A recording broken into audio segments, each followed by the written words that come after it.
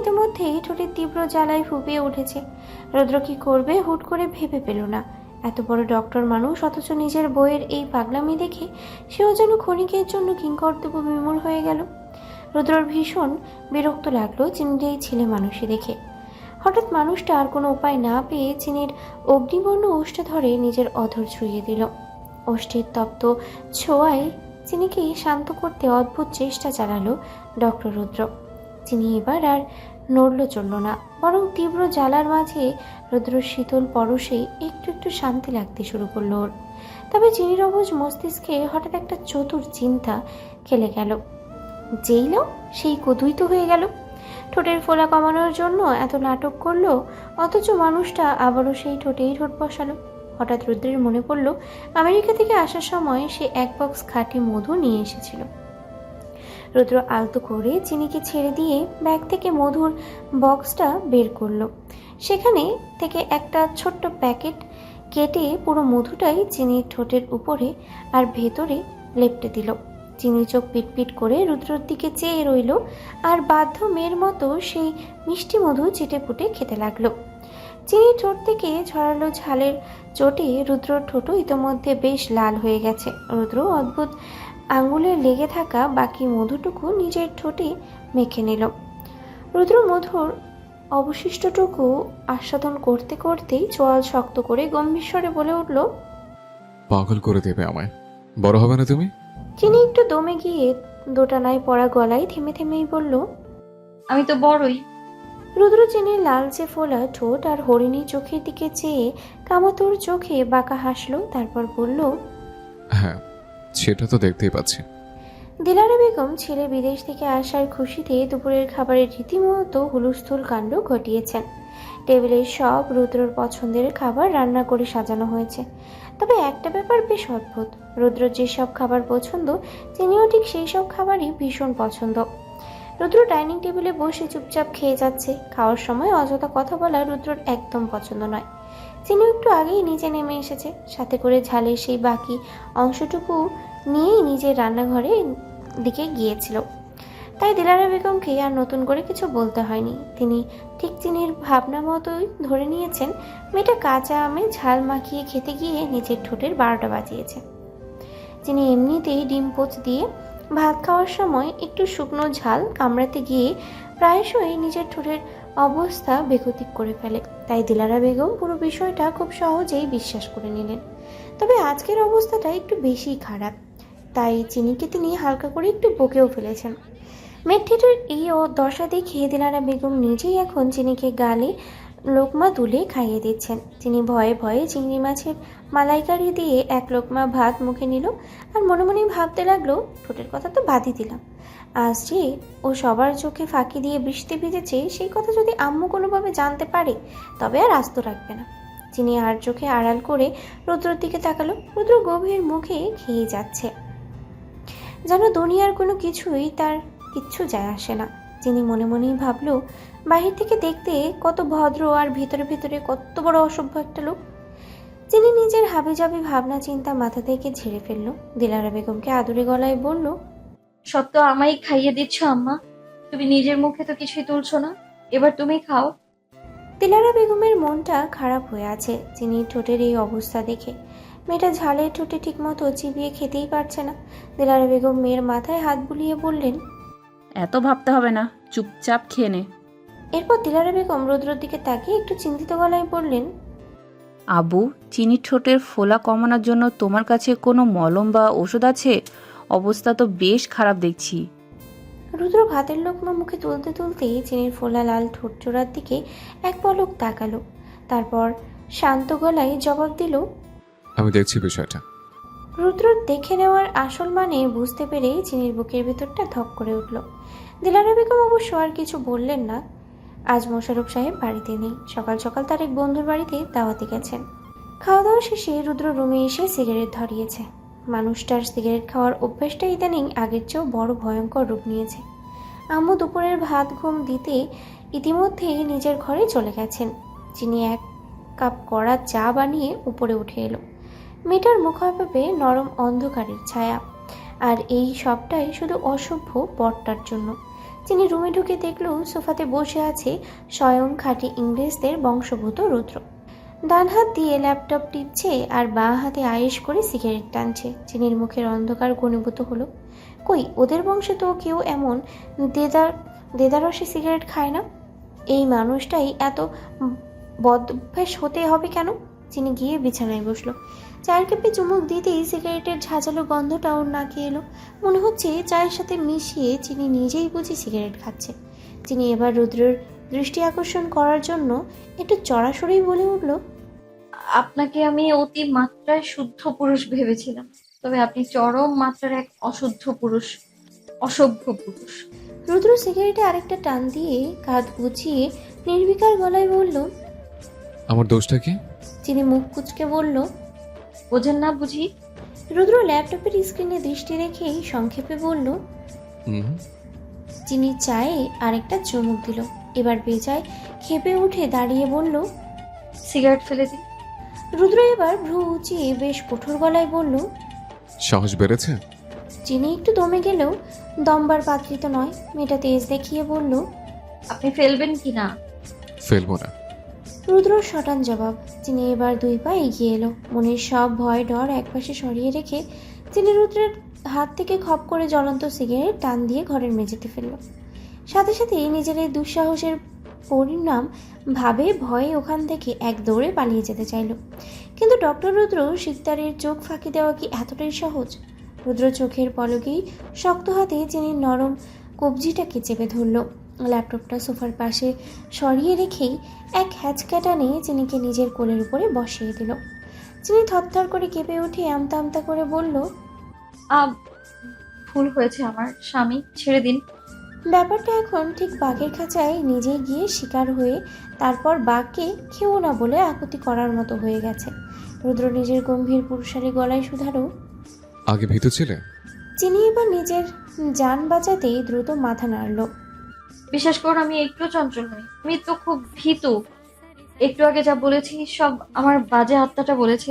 বিশ্বাস করুন, করেছেন বিশ্বাস? রুদ্র ঠান্ডা চোখে চেয়ে বলল। হুম। চিনি রুদ্রের কোলের উপরে ছটফট করে নড়াচড়া করার চেষ্টা করলো। রুদ্র মেঝেতে পড়ে থাকা সিগারেটের দিকে তাকালো। মেঝেতেই পড়েছে, বড় কোনো ক্ষতি হওয়ার সম্ভাবনা নেই। রুদ্র এবার চিনির ফোলা ঠোঁটটার উপরে নিজের বুড়ো আঙ্গুল রেখে আলতো করে হাত বুলিয়ে দিল। চিনি ভয়ে চোখ বন্ধ করে ফেলল। এই মুহূর্তে কিভাবে বাঁচা যায় কোনো বুদ্ধি খুঁজে না পেয়ে হুট করেই বলে বসলো, শুনুন শুনুন। রুদ্র এবার শান্ত ও বাধ্য ছেলের মতো চিনির চোখের দিকে নিজের চশমা পরা গম্ভীর দৃষ্টি ফেলল। চিনি শিউরে উঠল। রুদ্রর চশমার আড়ালে চোখ জোড়া বড্ড বেশি গভীর ও তীক্ষ্ণ। চিনি কোনো মতেই ঢোক গিলে বলল, ওই ওই মালা না, ওই মহিলার শাস্তি স্বরূপ আমি ভেবেছি ওর কিডনি দুটো কেটে নিয়ে আসবো, তারপর ওটা বেচে আমরা হানিমুনে যাব। রুদ্র চিনির মুখে এমন অদ্ভুত সাইকো আইডিয়া শুনে নিজের হাসি লুকাতে নিজের ঠোঁটটা দাঁত দিয়ে কামড়ে ধরল। চিনি অবশ্য রুদ্রের ভেতরের ভাবটা বুঝলো না। সে তো কেবল রুদ্রের মাইন্ডটার ডাইভার্ট বা মনোযোগ ঘোরানোর জন্যই তাড়াহুড়োয় যা মুখে এসেছে বলে ফেলেছে। কিন্তু রুদ্র যখন চিনির মুখের দিকে আরও ঝুঁকে এলো তখন চিনির অন্তরাত্মা হঠাৎই নতুন করে কেঁপে উঠল। সে নিজের মগজে রিওয়াইন্ড করে বুঝতে পারল সে একটু আগে কি বলে ফেলেছে। ছি ছি, সে নিজের মুখে রুদ্রকে হানিমুনের কথা বলেছে। রুদ্র মুখ নামিয়ে ফিসফিস করে বলল, যে কাজ ঘরে বসে করা যায় সেখানে হানিমুনে যাওয়ার প্রয়োজন কি? চিনি লজ্জায় 2 হাত দিয়ে নিজের দুটো কান শক্ত করে চেপে ধরে চোখ বুজে চেঁচিয়ে উঠল। কি বাজে কথা! ঠিক তখনই সোফায় রাখা ল্যাপটপ থেকে টুম করে একটা শব্দ হলো। রুদ্র নিমিষেই নিজের ভেতরে রোম্যান্টিক ভাবটা উবিয়ে দিল। গম্ভীর স্বরেই চিনিকে বলল, মুভ অফ মাই লাভ। হ্যাঁ। চিনি একটু ভ্যাবাচাকা খেলো। রুদ্র আর দ্বিতীয়বার কিছু বলল না। চিনি জলদি রুদ্রর কোল থেকে উঠে মেঝেতে পড়ে থাকা সিগারেটটা উঠিয়ে ওর হাতে দেয়। রুদ্র সেটা হাত দিয়ে নিভিয়ে অ্যাশট্রেতে ফেলে দেয়। চিনি করুণ চোখে বিছানায় পড়ে থাকা নিজের জুড়িয়ে যাওয়া চায়ের কাপটার দিকে তাকালো। মনে মনে নিজেকেই বকলো, কেন যে সাত করে এই অসভ্য আর মেজাজি মানুষটার খ্যাপাতে গেল। সন্ধ্যার পর শিকদার বাড়ির সবাই এখন বসার রুমে জড়ো হয়েছে। সোফার পাশাপাশি বসে আছে মোশাররফ সাহেব আর রুদ্র। মোশাররফ সাহেব টিভির দিকে তাকিয়ে বসে আছেন। রুদ্র গম্ভীর মুখে নিজের ল্যাপটপে জরুরি ফাইল দেখছে। চিনি ওপরে নিজের ঘরে একা একা বসে বিরক্ত হচ্ছিল, তাই সেও নিচে নেমে এসেছে। সোজা বসার ঘরে না গিয়ে সে রান্নাঘরে দিলারা বেগমের পাশে গিয়ে দাঁড়ালো। দিলারা বেগম চুলার পাশে দাঁড়িয়ে সন্ধ্যার নাস্তা হিসেবে গরম গরম গরুর মাংস ভুনা আর লুচি বানাচ্ছেন। তিনি আলতো করে দিলারা বেগমের শাড়ির আঁচল টেনে ফিসফিসিয়ে বলল, আম্মু, কোনো সাহায্য লাগবে? আমি কি লুচিগুলো বেলে দেবো?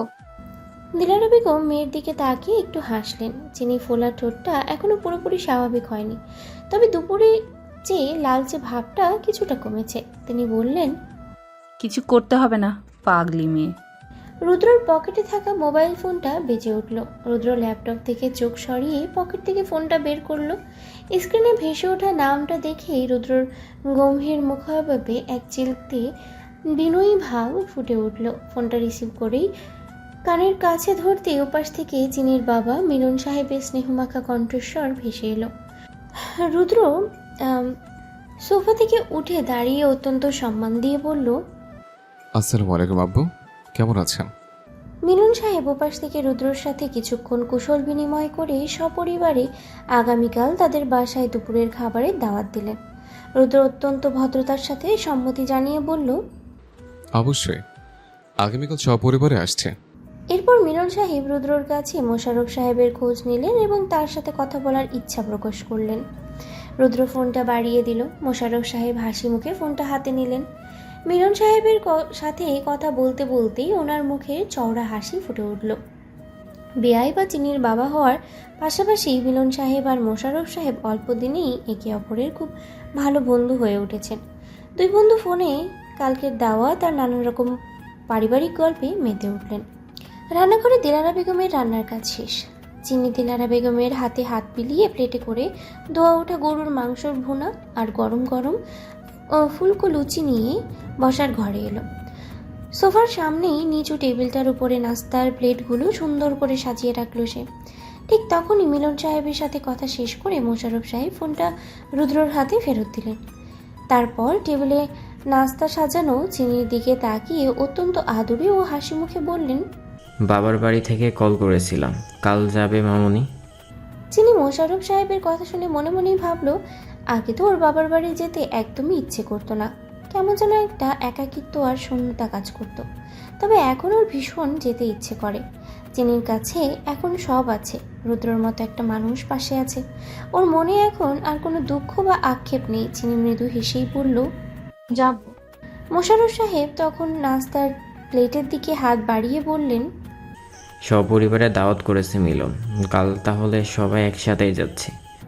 রুদ্র নাস্তায় হাত দেওয়ার আগেই সোফা থেকে উঠে খুব ভালো করে নিজের হাত ধুয়ে নিল। রুদ্রর হাইজিন মেনটেন করা আর খাওয়া দাওয়ার ব্যাপারে ভীষণ সচেতন থাকা এটা তার পুরনো অভ্যাস। এটা তিনি খুব ভালো করেই লক্ষ্য করেছে। হাত মুছে রুদ্র আবার সোফায় এসে বসল। প্লেট থেকে হাত বাড়িয়ে সে দুটো মাত্র লুচি নিল আর সাথে মাত্র 2 পিস মাংস।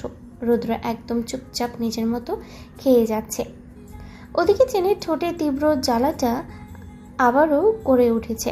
মেয়েটা গরম লুচি থেকে অল্প একটুখানি ছিঁড়ে সাবধানেই মুখে দিচ্ছে আর চশমা পরা রুদ্রের গম্ভীর মুখে খাওয়া দেখছে। দিলারা বেগম আর মোশাররফ সাহেব তখন সামনের রঙিন টেলিভিশনের পর্দায় মগ্ন হয়ে টিভি দেখছেন আর নিজেদের মধ্যেই টুকটাক কথা বলছেন, যার মাঝে যিনি শুধুই আর চোখে চেয়ে ওর বরের দিকেই মন সঁপে দিয়ে বসে আছে। রুদ্র ঘণ্টাখানেক হলো এসে শুয়েছে। ঘড়িতে এখন রাত 11:30 বাজে। তিনি নিচ থেকে রুমে এলো। রুমের মেইন লাইটটা অফ করা। চিনি একদম পা টিপে টিপে ভিতরে এলো। ওর স্বামী বেজায় ক্লান্ত, তা চিনি খুব ভালো করেই বুঝেছে। তিনি ডিম লাইটের মৃদু আলোয় কোনো মতে আন্দাজে ভর করে ঘরে ঢুকলো। অমনি অসাবধানবশত পাশের টেবিলে হালকা একটু শব্দ হলো। তিনি সাথে সাথেই নিজের জিভ কামড়ে ধরল। ইস, মানুষটাকে জাগিয়ে দিল কি না কে জানে। চিনি চোখ পিটপিট করে তাকিয়ে দেখলো, না, রুদ্র গভীর ঘুমেই মগ্ন। গায়ে ধবধবে সাদা টি শার্ট আর পরনে প্যান্ট। চিনি কিছুতেই ভেবে পায় না মানুষটা এত কিসের ভাব। জীবনে কোনোদিনও রুদ্র লুঙ্গি পরেনি, তবে বলা বাহুল্য ছোটবেলায় সুন্নতের খাতনার সময় পড়েছিল। ওটাই শেষ আর ওটাই শুরু। দিলারা বেগম বছরখানেক আগে কথায় কথায় চিনিকে এই তথ্যটা দিয়েছিলেন। চিনি বিছানার পাশে দাঁড়িয়ে রুদ্রর দিকে তাকিয়ে একা একাই মুখ ভেঙচি কাটল। মনে মনে ভাবলো, এমনি এমনি তো আর মেয়েরা তার বরের জন্য এত পাগল হয় না। চিনির হঠাৎই মনে হলো, সে যদি একটা ছোট্ট বিড়াল হতো, তবে টুপ করে রুদ্রের বুকের পকেটে লুকিয়ে থাকতো। মেয়েটা রুদ্রকে মনে মনেই বিড়বিড় করে বকতে বকতে ফ্রেশ হতে আর দাঁত ব্রাশ করতে চলে গেল। বাথরুম থেকে ফিরে চিনি এতক্ষণ আধ খোলা থাকা ঘরের দরজাটা আস্তে করে আটকে দিয়ে খাটে গেল। রুদ্রর দিকে মুখ ফিরে শুরু চিনি নিজের চোখ দুটো বুঝে ঘুমের দেশে তলিয়ে যাওয়ার চেষ্টা করলো। ঠিক তখনই ঘরের নিস্তব্ধতা ভেঙে রুদ্রের ঘুম জড়ানো গম্ভীর কণ্ঠস্বর ভেসে এলো। রুদ্র চোখ না খুলেই বলল, বুকে এসো আমার। চিনি সারা শরীর মুহূর্তেই শিরশির করে উঠল। চিনি চোখ খুলে অন্ধকারের মাঝেই রুদ্রর মুখাবয়ব বোঝার চেষ্টা করলো, কিন্তু ওর বোঝার চেষ্টার মাঝেই রুদ্র ঘুম ঘুম চোখে চিনিকে নিজের বুকের সাথে শক্ত করে চেপে ধরে। মেয়েটার নাকে আলতো করে একটু ছুঁয়ে দিয়ে কপালে খুব গভীর তবে একটা চুমু খায়। চিনি আবেশে রুদ্র টি শার্ট খামচে ধরলো। মেয়েটা ফিসফিসিয়ে বলল, জেগেছিলেন? ঘুমানি বুঝি? রুদ্র তখন ঘুম ঘুম কণ্ঠে জবাব দিল, ঘুমিয়েছে তো। ইস, কথাটা চিনির বুকের ভেতরে অতল গভীরে গিয়ে লাগলো। চিনির ভেতরের সব ভয় ডর এক নিমিষেই কেটে গেল। এই মানুষটার একদম কাছাকাছি আসলেই চিনির মনে আর কোনো সংকোচ বোধ হয় না। চিনি পরম শান্তিতে রুদ্রর চওড়া বুকে নিজের মুখটা গুজল। রুদ্র বাহুডোর আরেকটু শক্ত করে জড়িয়ে ধরে চিনির মাথায় আলতো করে চুমু খেল। চিনি ফিসফিস করে বলল, শুভরাত্রি। রুদ্রর মৃদু শব্দেই বলল, হুম। আর কোনো কথা হলো না। দুজনে একসাথে পাড়ি দিল ঘুমের দেশে। ঘড়ির কাঁটা সকাল 9:30 ছুঁই ছুঁই। চিনি রুদ্রর জন্য 1 কাপ ধোয়া ওঠা চা বানিয়ে রুমে এলো। মানুষটা চা একদম চিনি খায় না, রীতিমতো চিনি বিদ্বেষী কিনা ব্যাপারটা চিনির কেমন যেন সহ্য হয় না। রুদ্র গুরুত্বপূর্ণ মিটিংয়ে যাওয়ার জন্য তৈরি হচ্ছে। আয়নার সামনে দাঁড়িয়ে নীল শার্টের সাথে ম্যাচিং করে কালো টাইটা বাঁধছে রুদ্র। চিনি সাইড টেবিলে চায়ের কাপটা রেখে একটু আমতা আমতা করে বলল, চা এনেছি। রুদ্র আয়না থেকে চোখ না সরিয়ে গম্ভীর গলায় বলল, আমি কি আনতে বলেছিলাম? চিনির ফর্সা কপালটা কিছুটা কুঁচকে গেল। মেয়েটা রুদ্রের দিকে আরেকটু এগিয়ে এসে অভিমানী সুরে বলল, আম্মু তো বললো আপনাকে চা করে দিতে, তবে আমি চাইনি। রুদ্রের সংক্ষিপ্ত জবাব। কথাটা শুনেই চিনি মনে মনে একটু একটু বেশ কষ্টই পেল। চিনি লক্ষ্য করেছে মানুষটা কেমন যেন তার হাতের তৈরি খাবার খেতেই চায় না। সেদিনও স্বাদ করে রুটি বানিয়ে দিতে চেয়েছিল, তাও বানাতে দেয়নি, উল্টো গম্ভীর গলায় ধমক দিয়েছিল। চিনি মনে মনেই ধরে নিল মানুষটা হয়তো তার হাতের তৈরি কিছু খেতে ভক্তি পায় না। চিনি চরম মন খারাপ নিয়ে ধপ করে গিয়ে সোফাতে বসলো। মুখ ফুলিয়ে রইল, আর কিছু বলল না। রুদ্রর টাই বাঁধা শেষ হলেই শার্টের হাতে দুটো কনুই পর্যন্ত গোটাতে গোটাতেই চিনির সামনে এসে দাঁড়ালো। তারপর গম্ভীর পুরুষালী কণ্ঠে শুধালো, কি হয়েছে? চিনি করুণ চোখে ওর পাষাণ নামক বরটার দিকে তাকালো। মুখে কিছু বলার নেই ওর, কী বা বলবে। সে হয়তো চিনির বিন্দুমাত্র পরোয়াই করে না। চিনি শুধু আলতো করে মাথা নাড়ল। অথচ আজকে যে সপরিবারে চিনিদের বাসায় যাওয়ার কথা, মানুষটা বোধহয় কাজের চাপে সেটাও ভুলে বসে আছে। আসলে তো চিনিরই বেশি, সে বড্ড আশা করে ফেলেছে। রুদ্র তো চিনিকে ভালোই বাসে না, তাই না? রুদ্র নিজেই বা হাতে দামি ঘড়িটা পরে নিল। তারপর চিনির ঠিক পাশে এসে বসলো। টেবিলে চায়ের কাপটার দিকে তাকিয়ে বলল, চা তুমি বানিয়েছ? চিনি কোনো কথা না বলে শুধু মাথা নাড়ল। মানে হ্যাঁ, ওই বানিয়েছে। রুদ্র বলল, চাটা তোমার হাতে নাও। চিনি ভ্যাবাচাকা খেয়ে কিছুক্ষণ কিংকর্তব্য বিমূঢ় হয়ে রইল। রুদ্র নিজেই ধীরে ধীরে একটু ঝুঁকে এলো। তারপর আলতো করে চিনির নরম কবজিটা চেপে ধরে মেয়েটার তুলতুলে আঙুলের ফাঁকে চায়ের কাপটা ধরিয়ে দিল। চিনি হাঁসফাঁস করল। রুদ্র আরও খানিকটা ঝুঁকে এসে কাপের কিনারায় ঠোঁট ছুঁয়ে চায়ে ছোট্ট একটা চুমুক দিল। রুদ্রর এই অতর্কিত পরশে চিনি সরাসরি শিউরে উঠল। বুকের ভেতরটা দরম দরম করে ধকধক করতে লাগলো। একটু আগে সব মন খারাপ কর্পূরের মতো উড়ে গিয়ে ঠোঁটের কোণে মিষ্টি হাসি ফুটে উঠল। রুদ্র তৃপ্তির সাথে জিভ দিয়ে নিজের ঠোঁট দুটো ভিজিয়ে নিয়ে ফিসফিসিয়ে বলে উঠল, টেস্ট গুড। চিনি লজ্জায় পুরো লাল হয়ে গেল। মনে মনে ও কি উল্টোপাল্টা ভেবে বসেছিল। রুদ্র চিনির হাত থেকে চায়ের কাপটা নিজের হাতে নিল এবং বাকি চাটা আয়েশ করে খেতে লাগলো। দেয়াল ঘড়ির টাইমের দিকে তাকিয়ে চায়ে আরেকটা চুমুক দিয়ে রুদ্র চিনির রেশমি চুলে হাত বুলিয়ে দিল। চিনি চোখ উঁচু করে রুদ্র চোখের দিকে তাকালো। রুদ্র অত্যন্ত শান্ত স্বরে বলল, সবসময় কেন তো বেশি বুঝতে হবে? তুমি নিয়ে কি করবো আমি? চিনি নিজের ফোলা ঠোঁটটা উল্টো আদুরে গলায় বলল, কেন সংসার করবেন না? রুদ্র চায়ের কাপটা হাতে নিয়ে স্থির দৃষ্টিতে চেয়ে রইল। এই মেয়ে প্রতিটি কথায় কোনো না কোনোভাবে উল্টো অর্থ বের করবেই। রুদ্র চায়ের খালি কাপটা টেবিলে রেখে চিনির মুখের দিকে আরও খানিকটা ঝুঁকে এলো।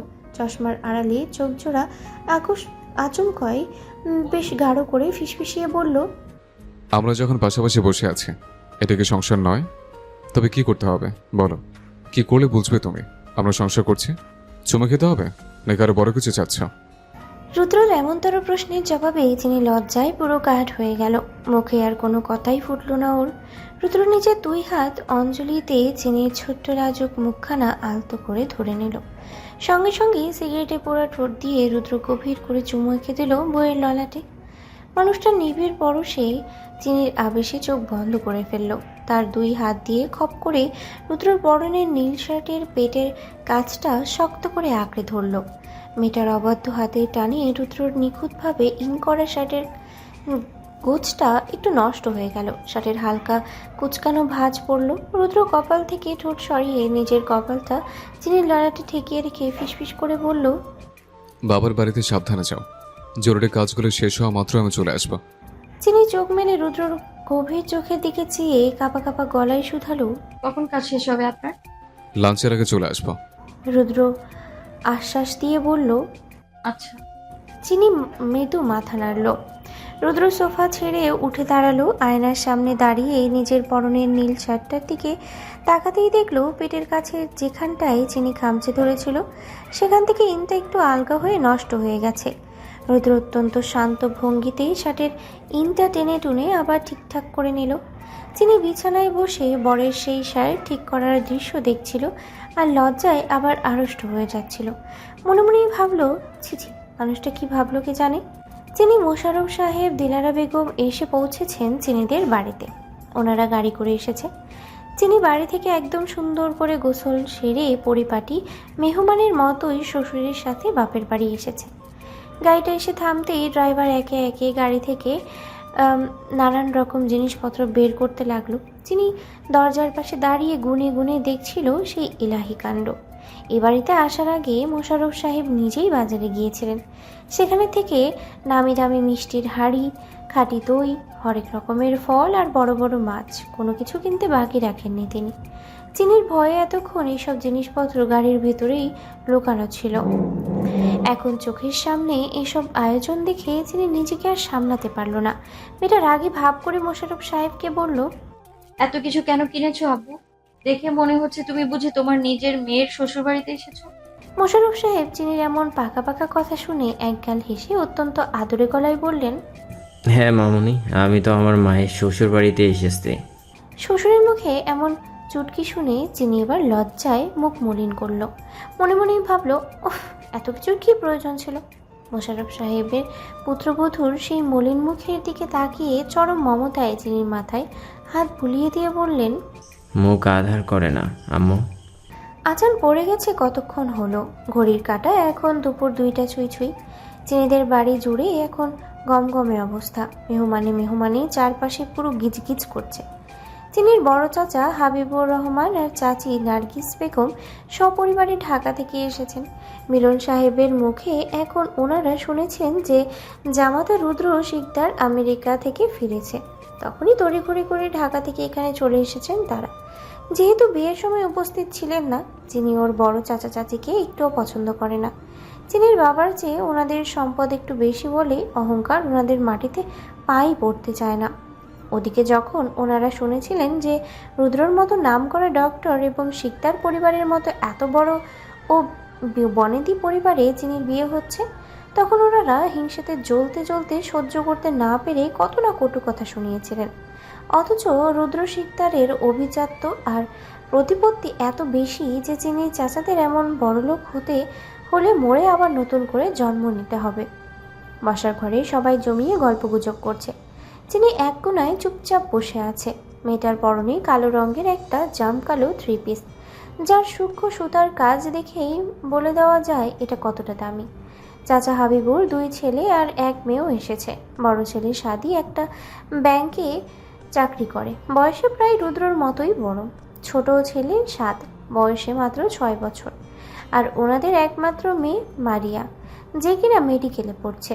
মারিয়া প্রথম থেকেই চিনির দামি পোশাক আর রূপের দিকে তীব্র হিংসুটে চোখে তাকিয়ে আছে। সুযোগ পেয়ে মারিয়া চিনির পাশে এসে বসলো। ফিসফিসিয়ে অত্যন্ত তাচ্ছিল্যের সুরে বলল, তোর মতো একটা বাচ্চা মেয়ের সাথে রুদ্র স্যারের কি করে বিয়ে হলো রে চিনি? আমার তো তোকে দেখে বড্ড হিংসে হয়। তুই বিশ্বাস কর আর না কর, রুদ্র স্যার কিন্তু একমাত্র আমারই যোগ্য। দেখেছিস আমাদের মাঝে কি দারুণ মেয়ে। সে একজন স্বনামধন্য ডক্টর, আর আমি মেডিকেলে পড়ছি। বছর কয়েক বাদে আমিও তো ওনার মতোই ডক্টর হব। ব্যাপারটা জাস্ট দারুণ না? চিনি কোনো জবাব দিল না, শুধু হাত দুটো মুষ্টিবদ্ধ করে শক্ত করে বসে রইল। নিজের চেয়ে অন্তত 6 বছরের বড় এই বেয়াদব মেয়েটার সাথে সবার সামনে মুখ লাগাতে চিনির বিন্দুমাত্র ইচ্ছে করছে না। চিনিকে চুপ থাকতে দেখে মারিয়া আরও একটু ঘেঁষে এসে আবার ফিসফিসি করলো, জানিস চিনি, 15 দিন বাদেই রুদ্র স্যার আমাদের মেডিকেল কলেজে একটা স্পেশাল লেকচার দিতে ঢাকায় যাবেন। তখন আমি তোকে দেখাবো এই মারিয়া আসলে কি জিনিস। মারিয়ার মুখে নিজের স্বামীর উপরে এমন নির্লজ্জ অধিকার বোধ দেখে চিনির ভেতরের সবটুকু ধৈর্য এক নিমিষেই ভেঙে চুরমার হয়ে গেল। চিনি রাগে ফুঁসে উঠে ফিসফিসে গলায় জবাব দিল, বেহায়া মেয়ে, তুই একটা আস্ত কুত্তা। কথাটা বলেই চিনি আর সেখানে 1 সেকেন্ডও দাঁড়ালো না। গটগট করে হেঁটে বসার ঘর পেরিয়ে সোজা নিজের ঘরে চলে এলো।